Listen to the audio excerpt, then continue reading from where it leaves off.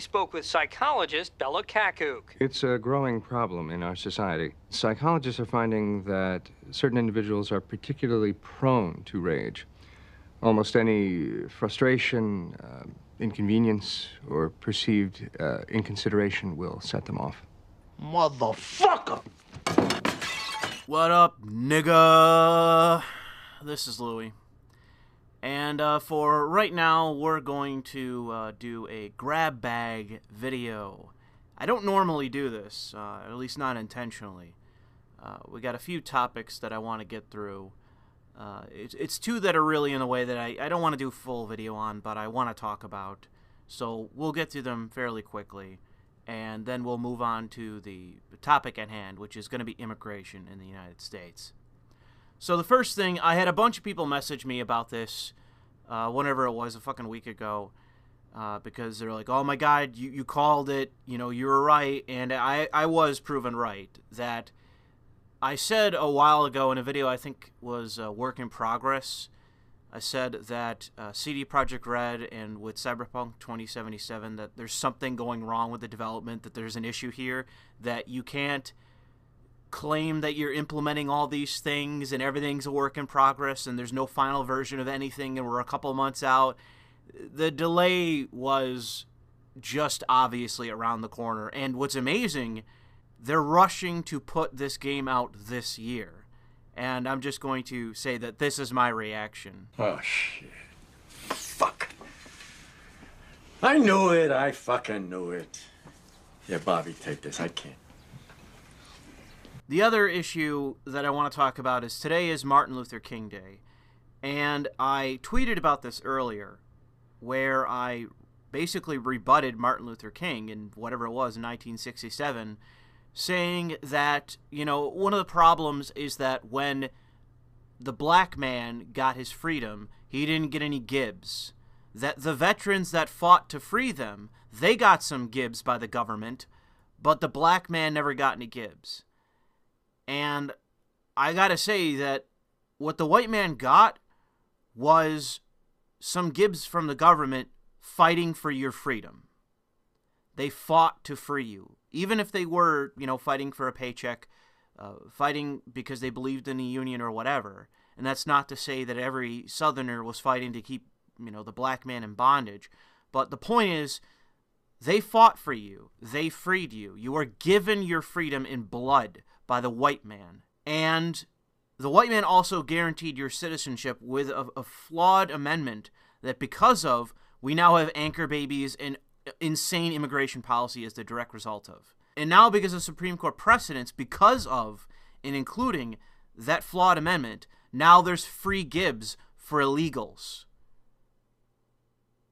I gotta tell you that generations later, Martin Luther King never lived to see the direct result of his activism, so I don't think it's fair to slime him, being that he was assassinated. But what he wanted never occurred. And what you were given, the gib you were given, was freedom. And in the United States, that's your only guarantee. It's not property, it's not welfare, it's freedom, liberty. That's the only guarantee that's given by the Constitution, or should be anyways. Rather than hand-wringing about what the black man wasn't given, it shouldn't matter. It should be about how after 1863, how many generations later, and how many generations that we've had public housing, welfare, food stamps, affirmative action, everything that directly the black man benefits from, in some ways exclusively. Despite that, many black people are still on the plantation in their own mind and otherwise in the ghetto, in poverty. And that is not the fault of the white man. The people paying for these programs, hand over fist, their own pound of flesh, it is white men, it is Jews, it is Asians. They are the ones disproportionately paying for these programs. So that is the gibs. Those are the things being given to the black man by the whites, by the Asians, by the Jews disproportionately. The black man has been given enough gibs, and still, if you look in terms of social ills, it's worse today than it was in 1967. So I don't think giving things to black men is in any way the thing that's going to solve the issue of racism or black people being in poverty or inequality or whatever. Like I said, he was assassinated. He wasn't able to see what is the status quo of today. But as the years go on, despite the irreverence that people have for Martin Luther King and the image that he has in the same sort of like Bioshock Infinite style, like worship, like the worship of a flawed man, it's not earned. His vision never occurred. It never came true. And what he wanted it was not, some aspects of it were good and moral, and it would be nice if they were achieved in terms of equality, in terms of outlook and treatment. The problem is, that's not what happened, and that's not what we have today, and look at the results. Martin Luther King failed, ultimately.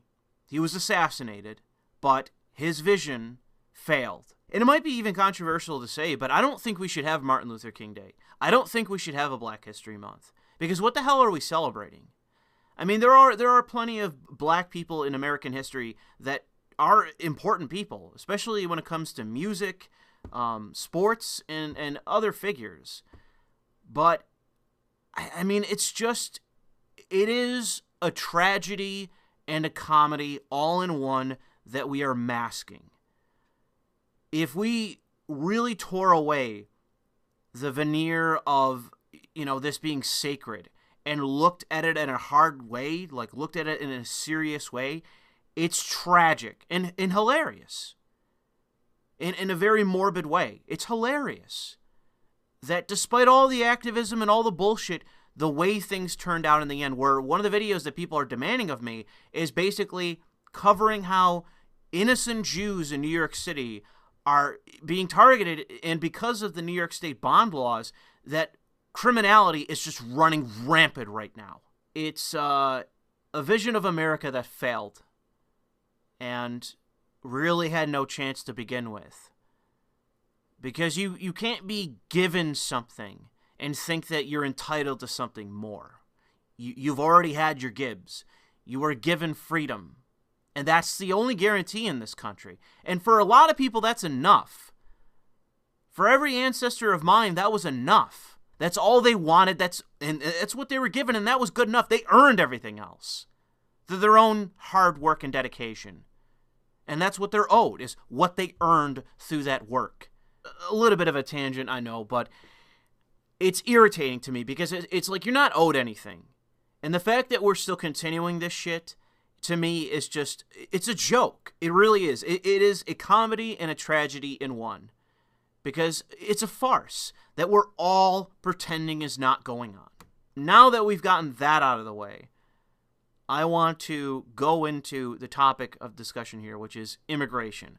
I've had a bunch of people demand that I do a video on this, and so I thought I would placate you by giving you this video, mentioning that as of right now, one of the things that is looming, well, multiple things really, but it's refugee resettlement, which the question is, why the F are we doing this?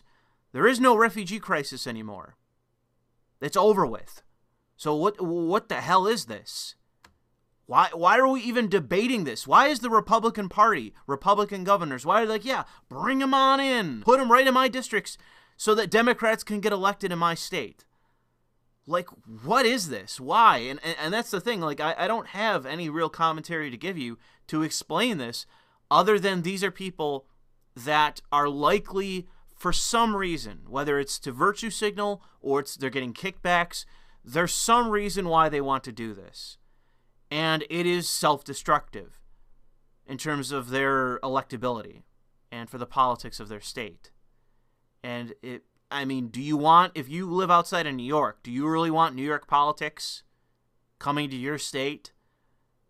I mean, this state is freaking spiraling at the moment, especially in New York City.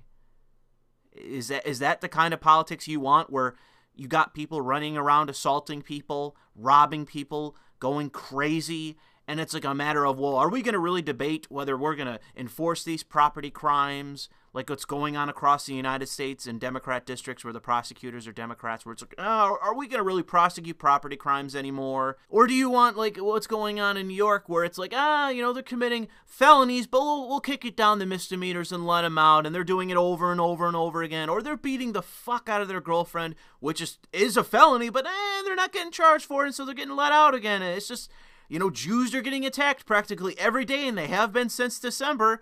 It's unbelievable what's going on there. They've had multiple marches going like, ooh, we're love and not hate, and it's still going on. You still got all this shit going on, and it's like the video that I want to do on that is getting bigger and bigger and bigger and bigger and bigger, and it's like I keep having to delay it because I keep rewriting it.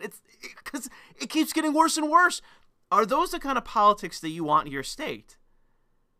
Because the fact is that, and I like this article from Breitbart, where the elite of the Democratic Party are not housing these people in their areas. Like, this is going into areas like mine, where it's poor cities that are already Democrat stronghold fiefdoms.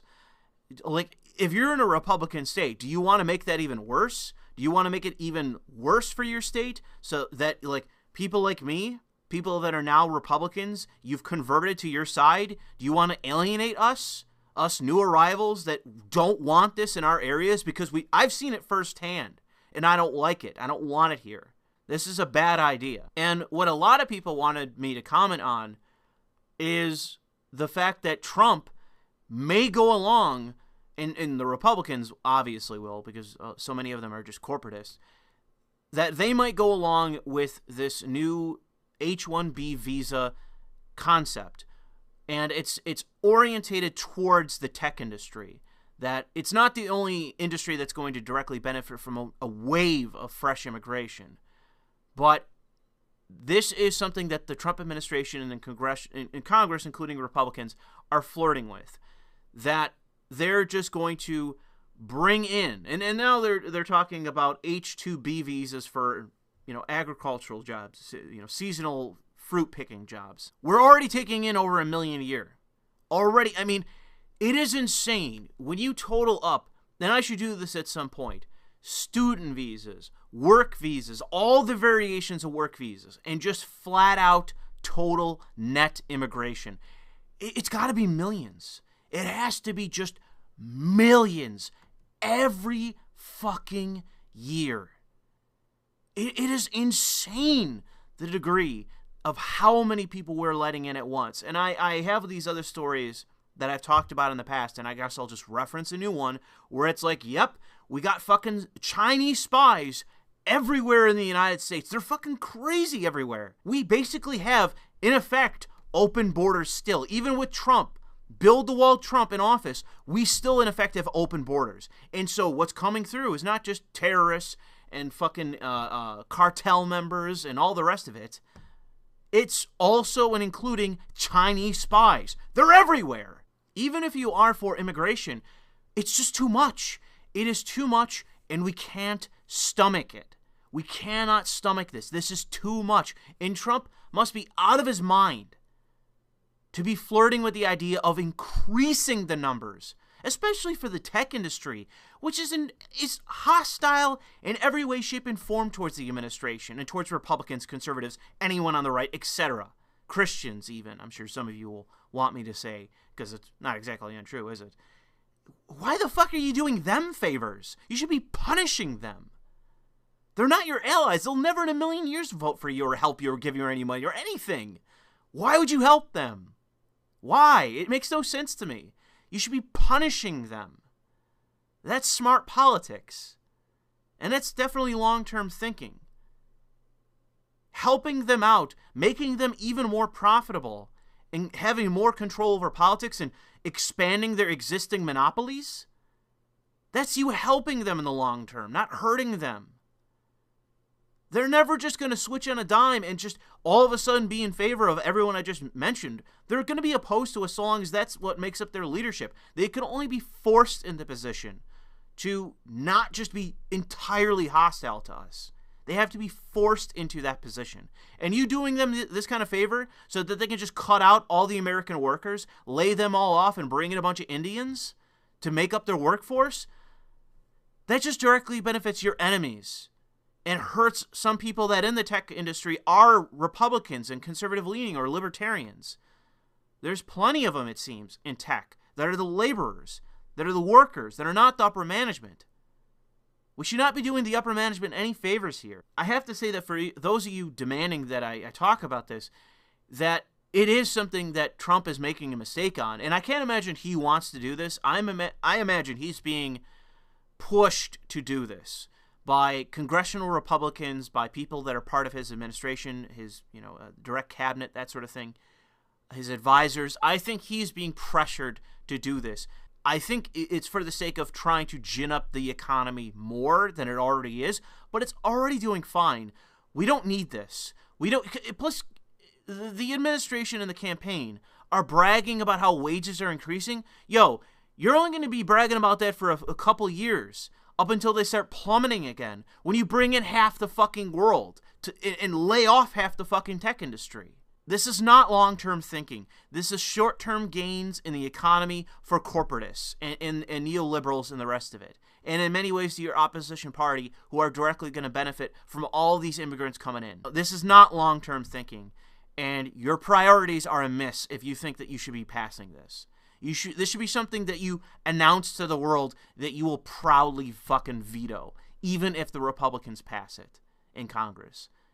Regardless of them, because I mean, this is the kind of thing that's going to disrupt the possibility of the Republicans taking back the House in 2020 or 2024.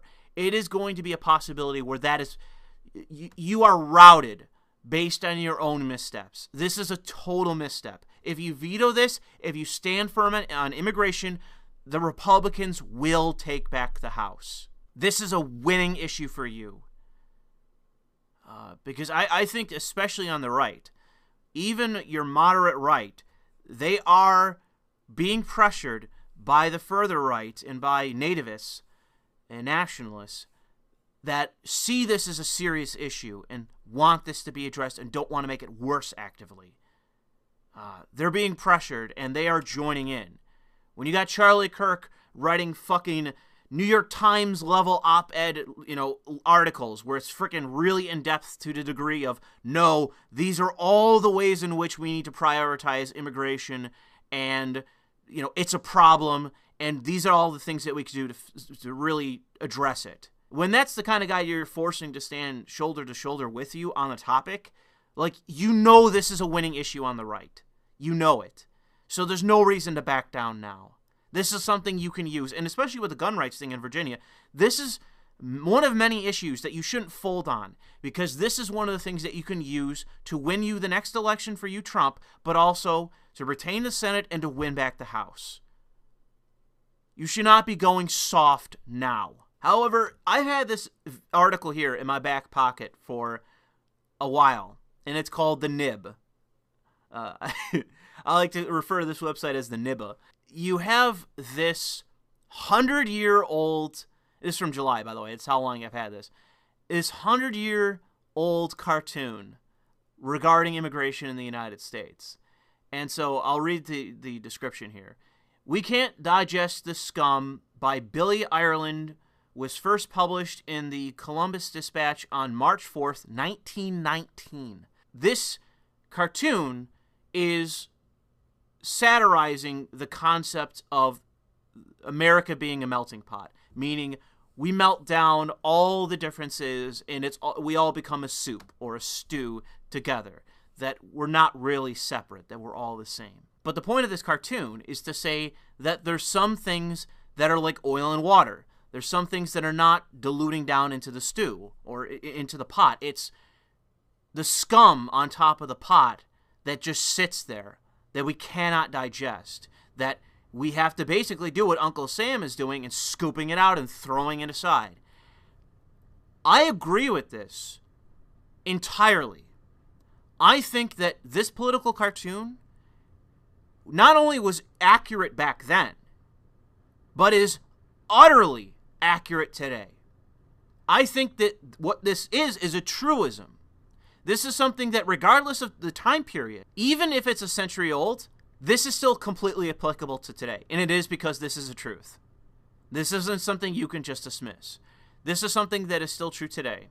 And if you look at what's in the scum, it's international workers of the world, Bolshevism, the mad notions of Europe, which is utopianism, which, holy fucking shit, is that true? Anarchy, which, hello, Anybody home? Huh? Think, McFly, think. This cartoon is just so inaccurate to today. Just so inaccurate to today. And lastly, un-American ideals, which I also agree with. I think that everything represented here except for red flag, I mean, it's not red flag laws. It's, I suppose, some form of communism. I assume that's what it is, but I don't really know.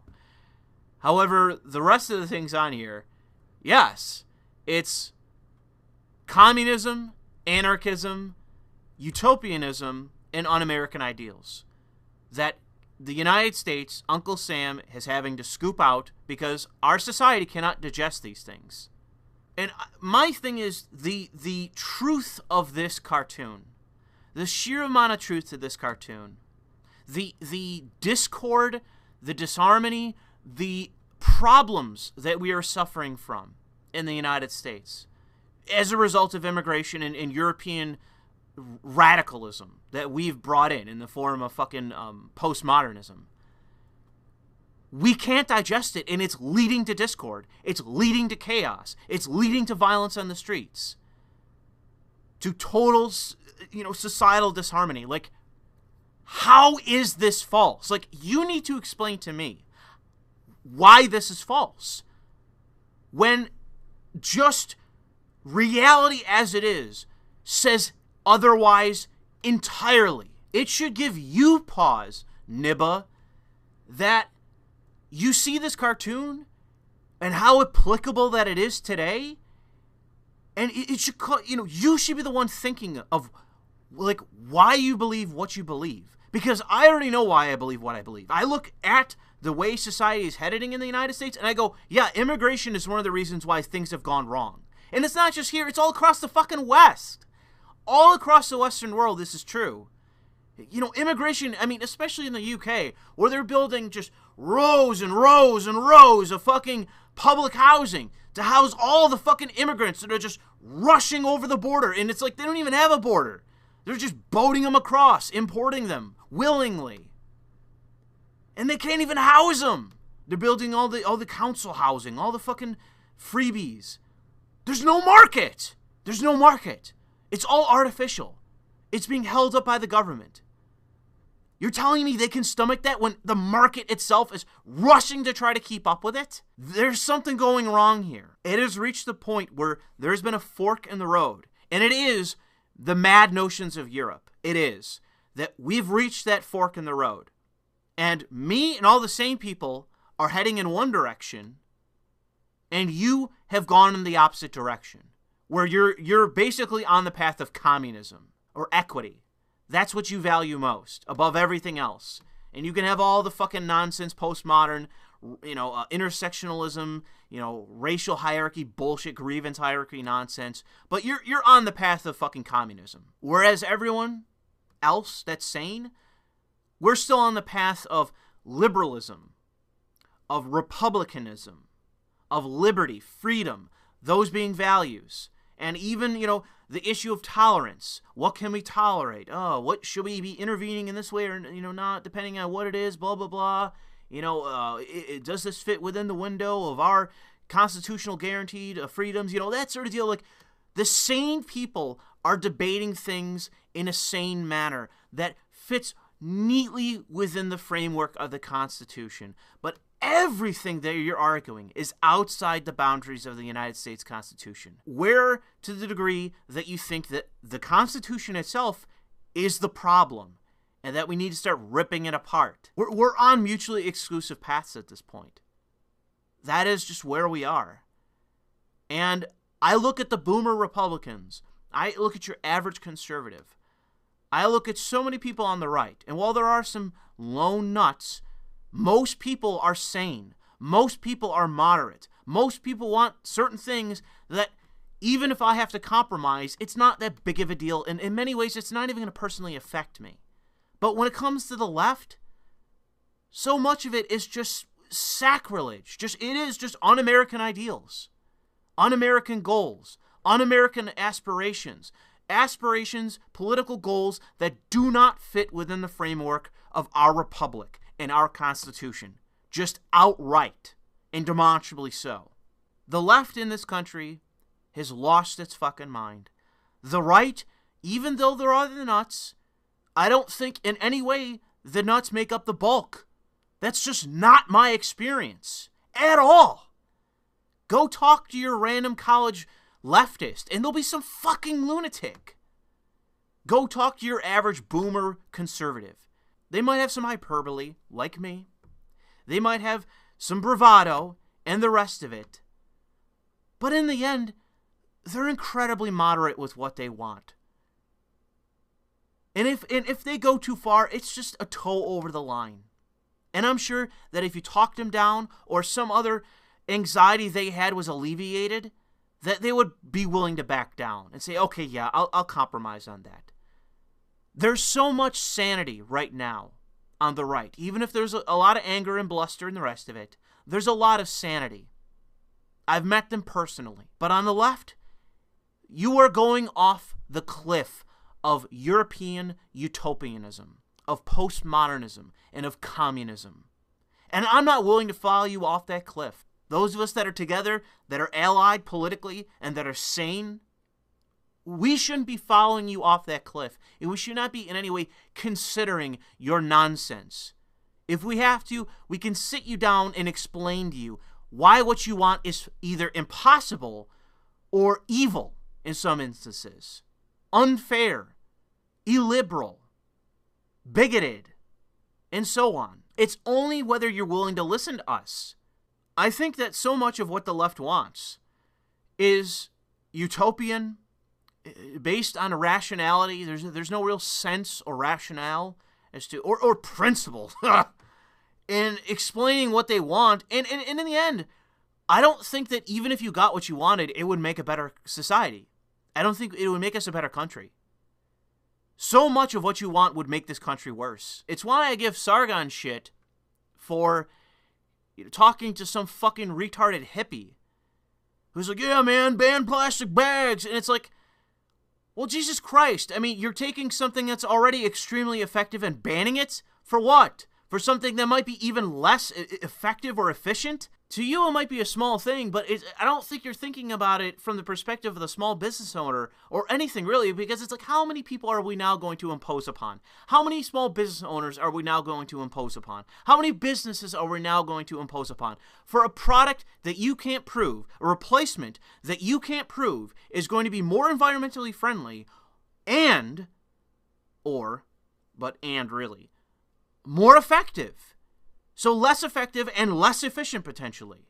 That's not a small thing when you look at it in totality, on the whole. It's not a small thing, and I don't think we should be conceding to irrationality in the hopes that we appease these fucking retards to become more sane.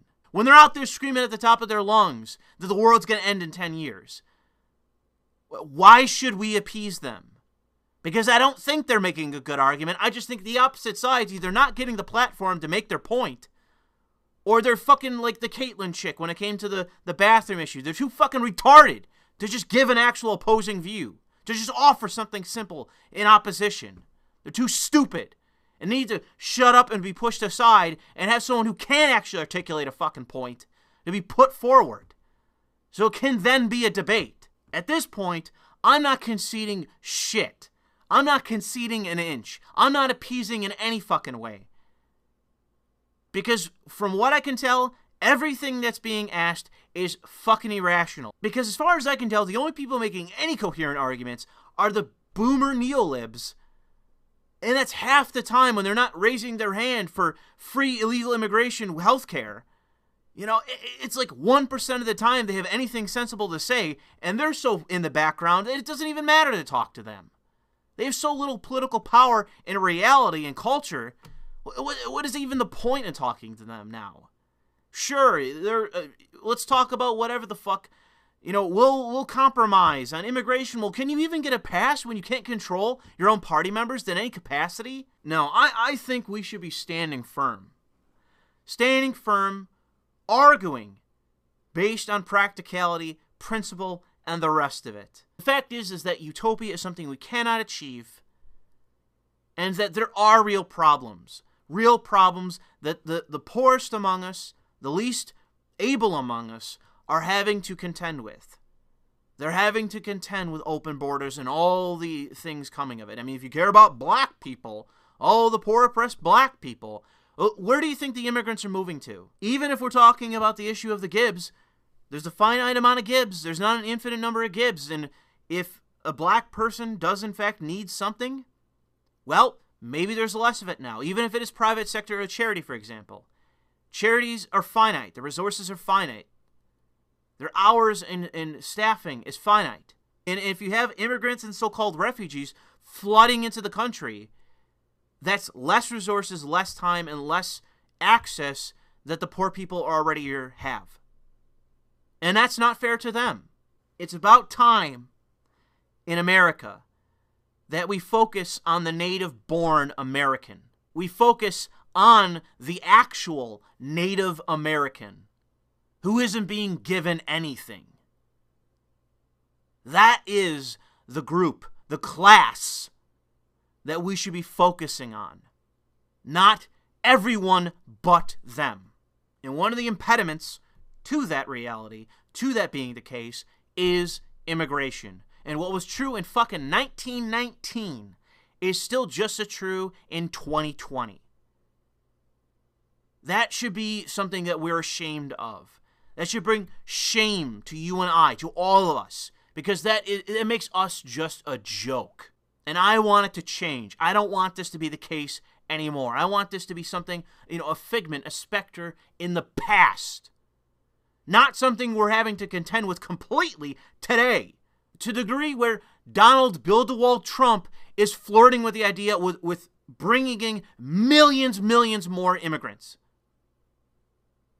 That should not be the case. We should be putting this issue to bed for once and for all. And I swear to God, man, we better hold these fucking retards to account. Especially should the case be that the Republicans take back the House. Then there's no excuse. You have to do it. You have to do something. This is going on. This has been going on for far too long, and it's out of control. It is simply out of control. Anyone who's seen it themselves, they know this is completely out of control and has to be dealt with. I will leave it there. Thank you for listening.